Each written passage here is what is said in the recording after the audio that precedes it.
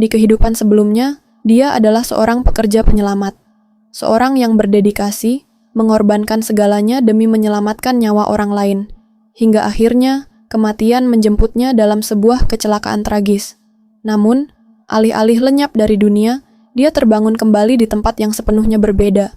Dunia ini bukanlah yang dia kenal. Ini adalah dunia yang dipenuhi dengan kebangkitan dan makhluk-makhluk mutasi yang mengerikan. Dan di kehidupan baru ini, dia juga telah menjadi seorang yang terbangkitkan, seorang awakener. Sebagai bagian dari kekuatannya, dia diberi sebuah permata kontrak. Benda itu bukan sekedar batu biasa. Permata itu memiliki kemampuan unik, mampu mengikat jiwa, kesadaran, dan bahkan kehidupan seseorang pada sang pemanggil, asalkan targetnya bersedia menerima. Namun, ada satu kelemahan kecil dalam kekuatan ini. Saat dia duduk menatap permata di tangannya, seorang gadis bernama Su Jingao mendekati. Dengan nada tajam, dia memanggil dengan nama tubuh barunya, Zhang Pang, dan bertanya apa yang sedang dia lakukan. "Ah, tidak ada yang penting," jawab dia dengan nada santai, sebelum mengulurkan sepotong permen padanya. Su Jingao mendengus sinis. "Hah? Seolah ada orang yang cukup bodoh untuk mau dikendalikan olehmu," katanya, sebelum menyuruhnya pergi dengan nada mengejek. Zhang Pang hanya tertawa kecil dan merebahkan tubuhnya di tanah. "Aku hanya bercanda," gumamnya, meski pikirannya masih terus memikirkan kekuatan yang baru dia dapatkan. Dia tahu satu hal penting. Target kontrak harus benar-benar menyadari konsekuensi dan bersedia menerima perjanjian tersebut. Jika tidak, bahkan setelah memakan permata itu, tidak akan terjadi apa-apa. Dia mengingat bagaimana pemilik tubuh ini yang sebelumnya hampir mati karena frustrasi, begitu putus asa karena kekuatan ini tampaknya tidak berguna. Namun, tidak seperti pemilik tubuh asli, dia memiliki pengalaman hidup yang cukup untuk menghadapi tekanan seperti ini. Tiba-tiba, Su Jingao menarik rambutnya. "Jangan menyerah begitu saja, bodoh," katanya dengan nada serius. "Dunia ini luas. Pasti ada seseorang di luar sana yang bersedia membiarkanmu mengendalikan mereka." Zhang Pang mendesah.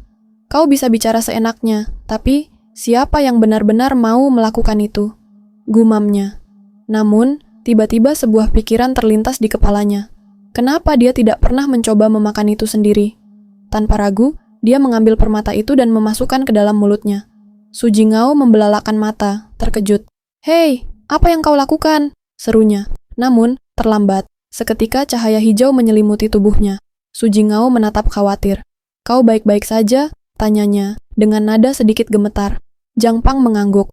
"Aku baik-baik saja," jawabnya, mencoba meyakinkannya. Gadis itu menghela napas lega. "Jangan lakukan hal aneh seperti itu lagi," ucapnya sebelum bangkit berdiri.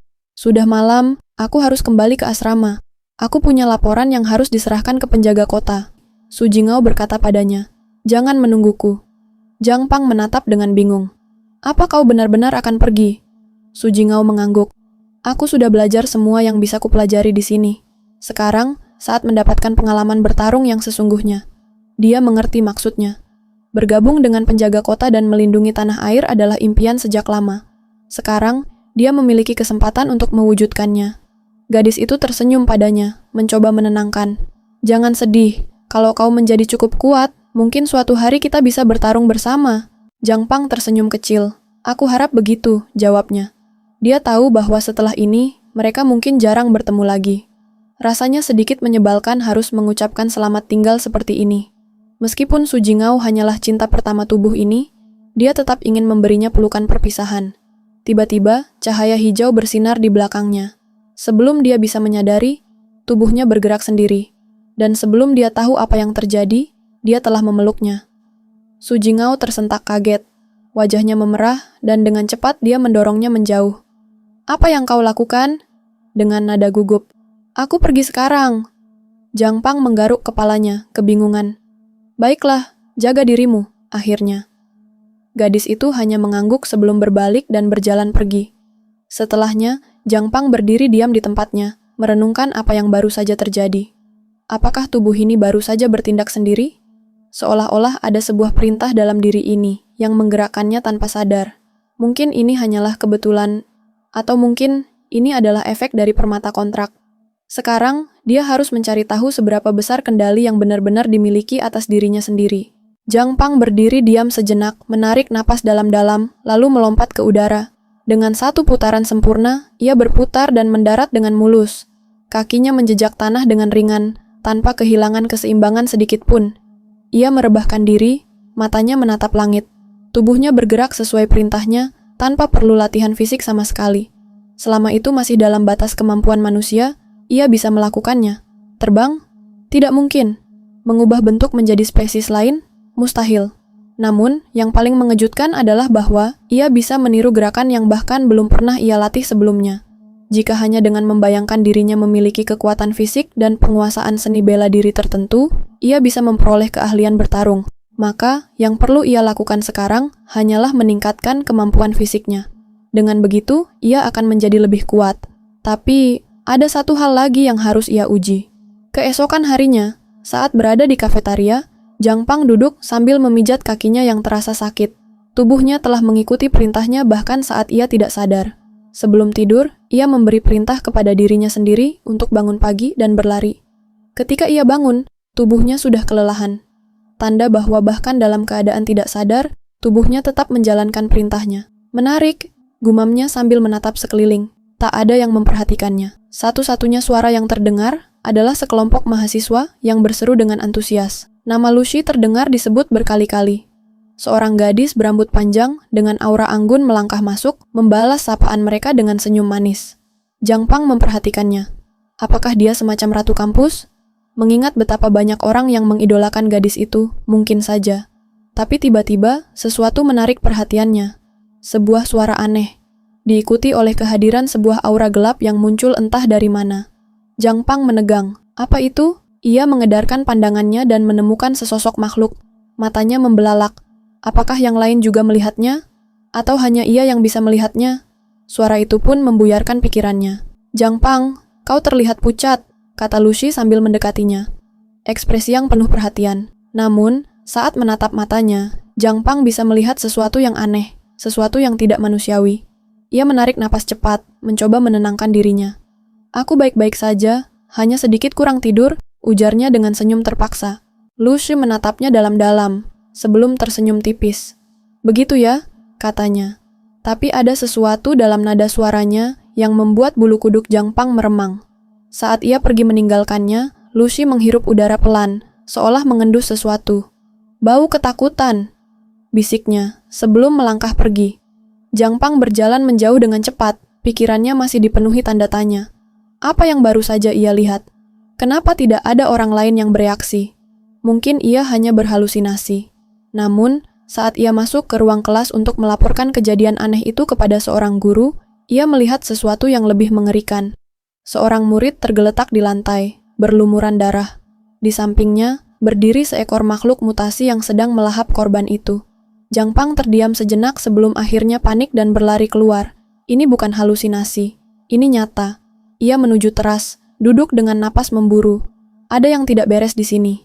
Saat ia mencoba menenangkan diri, sesuatu jatuh dari sakunya. Permata kontrak. Ia menatapnya dengan mata melebar. Sejak kapan ia mulai melihat makhluk-makhluk ini? Sejak ia menelan permata itu, sebuah pikiran nekat muncul di benaknya. Jika satu permata bisa memberinya penglihatan ini, bagaimana jika ia memakannya lagi? Tanpa ragu, ia mengambil permata itu dan menelannya sekali lagi. Sekejap kemudian, sesuatu berubah dalam dirinya. Cahaya hijau kembali menyelimuti tubuhnya, dan sebuah layar muncul di depan matanya.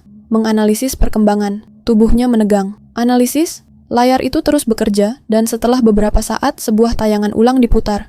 Ia menatapnya dengan terkejut. Apakah ini kemampuan baru? Saat pemindaian selesai, status panel muncul di hadapannya. Mata Jang Pang menelusuri informasi yang tertulis di layar. Kemampuan yang diperoleh. 1.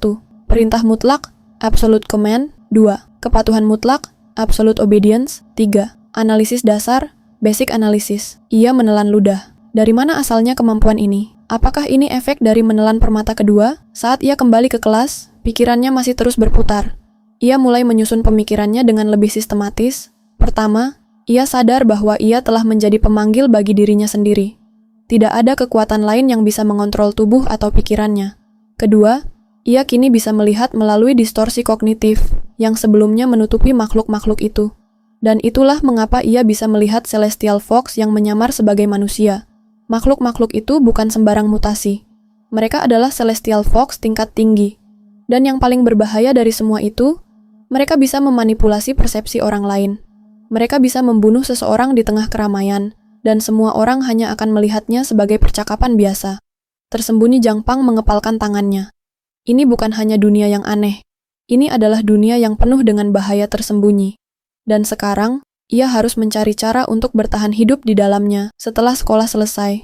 Saat Zhang berjalan melewati jalanan kota, matanya terus mencari. Ia masih sulit mempercayai apa yang dilihatnya. Mereka ada di mana-mana, bukan hanya di sekolah. Seorang wanita yang sedang berjalan dengan pasangannya juga ternyata salah satu dari mereka, beast yang menyamar di antara manusia. Berapa banyak dari mereka yang ada di sini? Akhirnya, Zhang tiba di markas besar penjaga kota dan langsung menuju meja resepsionis. Wanita di balik meja itu tersenyum ramah dan menanyakan bagaimana ia bisa membantunya. Zhang menjelaskan bahwa ia ingin bertemu seseorang bernama Jing, yang seharusnya telah bergabung pada hari yang sama dengannya. Resepsionis itu mengangguk, lalu sesuatu yang mengejutkan terjadi. Zhang menyadari bahwa wanita itu juga seorang Celestial Fox. Bahkan individu yang sudah mencapai tingkat kebangkitan tinggi pun tampaknya tidak mampu menembus ilusi mereka. Saat ia masih mencerna fakta itu, Jing muncul. Matanya menatap Zhang dengan penuh selidik. "Apa yang kau lakukan di sini?" tanyanya. Zhang berdiri dan menjelaskan bahwa ia hanya ingin memastikan bahwa Jing bisa menyesuaikan diri dengan baik. Ia mengakui bahwa ia mengkhawatirkannya. Jing kemudian memperkenalkannya kepada rekan-rekannya dan meminta mereka untuk menyapanya. Zhang hanya tersenyum tipis dan berkata bahwa senang bisa bertemu dengan mereka. Jing lalu mengungkapkan sesuatu yang lebih dalam. Ia bersumpah untuk menjadi lebih kuat dan memburu beast yang telah membunuh orang tuanya. Dengan tatapan penuh tekad, ia mengatakan bahwa tim mereka masih kekurangan anggota dan menawarkan Zhang kesempatan untuk bergabung. Ia bahkan berjanji akan membantu mengajukan namanya ke penjaga kota. Namun, Zhang menggeleng. "Aku tidak cocok untuk pekerjaan seperti ini," katanya pelan. "Kekuatanku tidak berguna. Aku akan lebih baik jika tinggal di sebuah peternakan saja." Ia berbalik untuk pergi. Ada kekecewaan di wajah Jing, tapi ia tidak memaksanya. "Sayang sekali," gumamnya. Zhang menatapnya sekali lagi. "Aku senang melihatmu baik-baik saja," katanya. "Jangan khawatir, aku tidak akan mengganggumu lagi." Namun, dalam hatinya, ia berharap mereka bisa bertemu lagi. Saat ia berjalan melewati kota, pikirannya bergejolak. Apakah mereka benar-benar membunuh orang-orang? Bukankah penjaga kota seharusnya menjadi kekuatan terkuat di Pearl City? Bagaimana mereka bisa jatuh seperti ini? Lalu ia menyadari sesuatu. Jing baru saja bergabung hari ini. Jika Celestial Fox sudah ada di sini lebih dulu, itu berarti mereka tidak hanya menyusup ke sekolah. Mereka telah menyusup ke seluruh kota.